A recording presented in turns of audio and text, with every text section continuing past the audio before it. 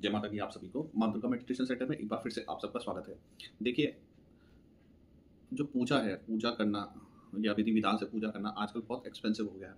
ठीक है? तो बहुत सारे लोग मन में दुखी हो जाते हैं कि हम पूजा नहीं कर पा रहे और आजकल क्या हो गया, एक पूजा करना या भगवान के निमित्त भजन करना जो कार्य है एक दिखावा ज़्यादा है और दिखावा होने के कारण उसमें बहुत ज़्यादा लोग मतलब एक्सपेंसिव चीज़ें का प्रयोग बहुत करते हैं, जिसके कारण जो सामान्य जनमानस है, वो पूजा में अपने आप के अंदर ग्लानि भाव ले आता है कि भगवान मैं आपको अच्छे पदार्थों से या अच्छे वस्तुओं से आपका पूजा नहीं कर पा रहा, ठीक है? तो जिसके कारण उनके अंदर ग्लानि भाव आ जाता है और वो एक अपने आप को दोष युक्त मानते हैं।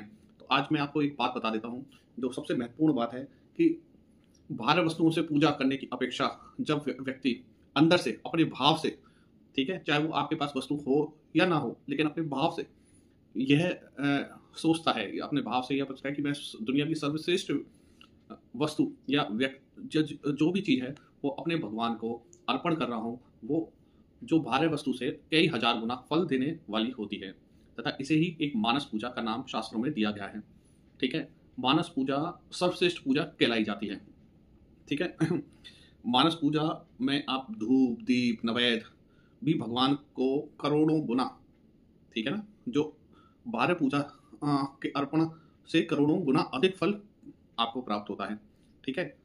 इसलिए शास्त्रों में मानस पूजा को बहुत ही अपेक्षित बताया गया है। यह बताया गया है कि मानस पूजा व्यक्ति को ज़रूर करनी चाहिए। ठीक है? इसलिए अगर आपके पास कुछ भी द्रव्य पदार्थ या बाह्य वस्तु नहीं है अपने इष्ट की पूजा करने के लिए, अपने भगवान की पूजा करने के लिए, तो बिल्कुल दुखी मत होइए। अपने मन से कल्पना कीजिए, अपने मन को अपने इष्ट में लगाइए और ये क्योंकि आपका मन, आपका भाव ही आपको इष्ट को आपसे जोड़ता है, उनकी तरंग को आपसे जोड़ता है और उसको उससे ही वो मजबूत होती है। अब जब आपका भाव यह होता है कि मैं अपने इष्ट को, अपने भगवान को सर्वश्रेष्ठ अर्पण करूं, वह भाव ही आपकी भक्ति को पुष्ट करेगा और वही पूजा सर्वश्रेष्ठ कहलाई जाती है। ठीक है? अब जब भगवान की बनाई हुई ये सृष्टि है, तो आप भगवान को क्या अर्पण कर सकते हैं? ठीक है? भगवान को हम कुछ भी अर्पण नहीं कर सकते। क्यों? क्योंकि सब तो भगवान ने बनाया हुआ है। तो भगवान को क्या अर्पण कर सकते हैं? अपना भाव अर्पण कर सकते हैं। ठीक है? और जितना भाव, उससे आपकी पूजा उतनी ही पुष्ट होगी। ठीक है? कि संसार में एक कोई भी ऐसा दिव्य पदार्थ उपलब्ध नहीं है जिससे परमेश्वर की पूजा की जा सकती हो। है ऐसा कोई दिव्य पदार्थ कि आप ये कहें कि नहीं भाई, ये मैं चीज़ लाके भगवान, क्योंकि सब कुछ तो भगवान का, उस ईश्वर का बनाया हुआ है। तो ऐसा कोई भी दिव्य पदार्थ नहीं है जिससे भगवान को अर्पण करके हम विशेष बन सकें कि नहीं भाई, हमने भगवान को अर्पण करेंगे तो हाँ, हमारी पूजा सर्वश्रेष्ठ हो जाएगी। ठीक है? इसलिए शास्त्रों में, पुराणों में मानस पूजा को सर्वश्रेष्ठ पूजा बताया गया है। ठीक है? और मानस पूजा कैसे करते हैं कि हम जब भी पूजा करते हैं, जब भाव में आते हैं, तो आप क्या भाव करते हैं?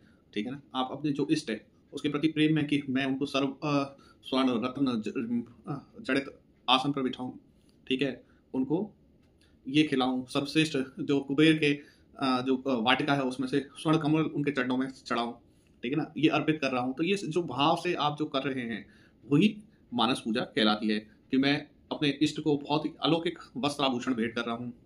ठीक है? पृथ्वी की जो गंध है, जो पृथ्वी की सुगंध है, ठीक है, पृथ्वी में जो उत्तम गंध उत्पन्न हो रही है, वो अपने इष्ट के लगा रहा हूँ। ठीक है? अब अमृत रूपी नैवेद्य, उससे ज़्यादा श्रेष्ठ कुछ नहीं है, अमृत रूपी नैवेद्य मैं अपने इष्ट को खिला रहा हूँ। ठीक है? दीपक जला रहा हूँ। तो ये जो भावना है, ठीक, इसे जब हम पूजा करते हैं, वही मानस पूजा कहलाती है। ठीक है? तो जो मानस पूजा जब हम करते हैं, तो ये कई हजारों करोड़ों गुना ज़्यादा फल देती है। ठीक है? इससे जो प्राप्त होने वाला फल है, वो सर्वश्रेष्ठ है। ठीक है? तो मानस पूजा का अपना महत्व है। तो कभी भी अपने अंदर ये ग्लानि का भाव ना लाएं, ये भाव ना लाएं कि भगवान मैं आपको ये अर्पित नहीं करता। आप अपने मन से सर्वश्रेष्ठ चीज़ अर्पण करिए अपने इष्ट को।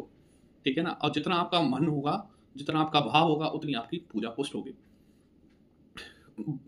जब हम भावना से, भावना रूपी वायु रूपी धूप, अग्नि रूपी दीपक, अमृत रूपी नैवेद्य भगवान को समर्पित करते हैं, तब त्रिलोक की संपूर्ण वस्तु, सभी उपचार सच्चिदानंद स्वरूप परमात्मा के चरणों में जब हम अर्पण करते हैं, तो यह ही मानस पूजा का स्वरूप है। यही मानस पूजा है और इसका प्रभाव क्या होता है? करोड़ों गुना मिलता है। ठीक है? और भगवान को भी करोड़ों गुना संतोष प्रदान करता है। ठीक है? अच्छा, इस जो मानस पूजा का एक संक्षिप्त रूप पुराणों में जो मिलता है, वो मैं आपको थोड़ा बोल के बता देता हूँ। जैसे ओम लम पृथ्व्यात्मक गंध परिकल्पयामि, कि प्रभु मैं पृथ्वी रूप गंध आपको अर्पित करता हूँ। ओम हम आकाशमत आत्मतः पुष्प परिकल्पयामि, हे प्रभु मैं आकाश रूपी पुष्प आपको अर्पित करता हूँ। ओम यम वायात्मक धूपम परिकल्पयामि, कि हे प्रभु वायु देव के रूप में धूप आपको प्रदान करता हूँ। ओम रम ब्रह्म यात्मक दीपम दर्शयामि, हे प्रभु मैं अग्निदेव के रूप में ये दीपक आपको प्रदान करता हूँ। ओम वम अमृतात्मक नवेदम निवेदयामि, हे प्रभु मैं अमृत के समान नवेद आपको निवेदन करता हूँ।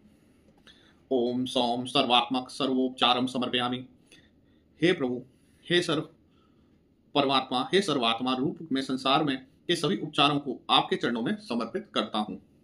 ठीक है, इस प्रकार आप मानस पूजा कर सकते हैं। ठीक है ना। और जो भी व्यक्ति एकाग्र चित्र होकर सरस होकर सरल स्वभाव से मानस पूजा करता है, उसको भारत पूजा का तो रस में आनंद ही नहीं आता। उसको जो मानस पूजा के रस में जितना आनंद है वो भारत पूजा में फिर उसका मन नहीं लगता। हालांकि इस पूजा का प्रचार बहुत कम किया गया है, लेकिन इसको अपनाना चाहिए। ठीक है, इसको करना चाहिए। कोई भी आप भारत पूजा कर रहे हो, कोई भी आप कर रहे हो भारत पूजा, क्योंकि अब वही भी प्रचलन में ज़्यादा है, तो भी उससे पहले मानस पूजा करना चाहिए। ठीक है, इससे आपकी जो अपने इष्ट के प्रति जो भक्ति भाव है, जो लगाव है, जो डोर है, जो तरंग है, वो पुष्ट होगी, मजबूत होगी और आपको उसका करोड़ों गुना लाभ प्राप्त होगा। आशा करता हूँ आपको यह जानकारी अवश्य ही अच्छी लगी होगी। जय माता दी।